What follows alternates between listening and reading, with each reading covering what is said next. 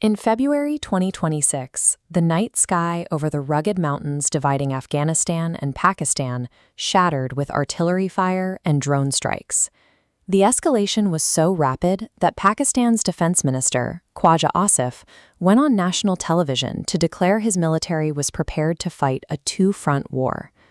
But the troops firing across the border at Pakistan weren't from a traditional enemy state. They were the Afghan Taliban, the very militants Islamabad had spent decades funding, arming, and sheltering. A nation poured billions of dollars into building a loyal proxy force to secure its western flank. Decades later, that exact force is systematically dismantling its sponsors' border outposts. This escalating border war signals a breakdown of Pakistan's grand regional strategy, creating a shift in South Asian power that favors India's long-term interests.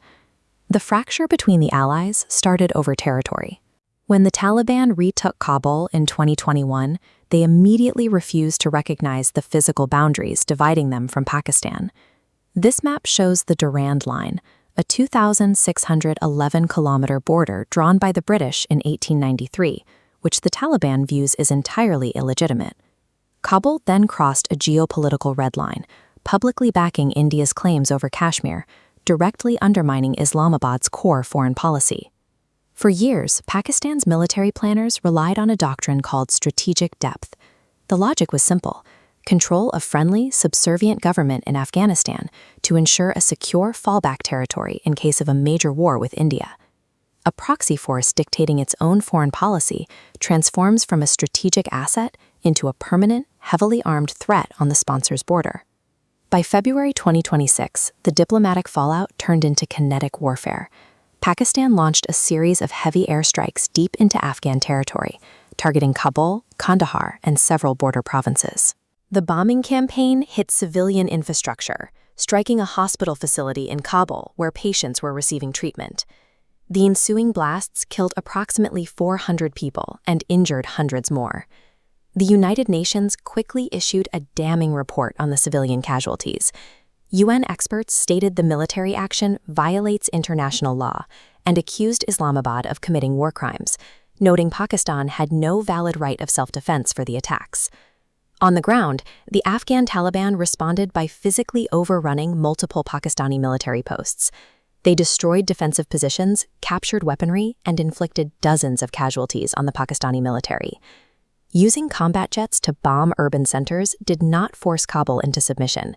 Instead, it united the Afghan factions against a common enemy, while drawing severe international condemnation upon Pakistan. While artillery shells cratered the Durand Line, officials in New Delhi watched the conflict from a distance, opting for a calculated diplomatic silence. India adopted a tightrope framework for dealing with the new Afghan government: engage but not recognize. They would talk to the leadership to secure regional interests, without formally endorsing their domestic policies. This translated into high-level, quiet meetings.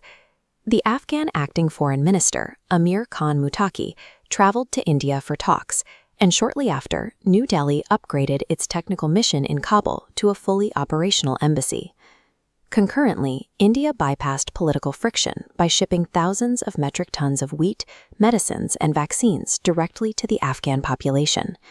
Through these humanitarian channels and a steady diplomatic presence, India established a strategic foothold in Kabul at the exact moment Pakistan's influence is fracturing.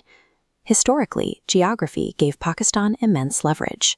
To trade over land with Afghanistan and the resource-rich Central Asian republics, India had to move goods directly through Pakistani territory, a route Islamabad routinely blocked. India bypassed this geographic choke point entirely by financing and developing the Chabahar port, located on the southeastern coast of Iran. This map illustrates the workaround. Freight ships carry Indian goods across the Arabian Sea to Chabahar. From there, cargo moves over an Indian-funded highway network straight into Afghanistan, leaving Pakistan entirely out of the logistical loop. And when land routes face friction, trade takes to the sky, via the dedicated India-Afghanistan air freight corridor, ensuring continuous economic connectivity regardless of the situation on the ground. The geopolitical map has flipped. The proxy army designed to pin India down is now forcing Pakistan to guard its own western flank.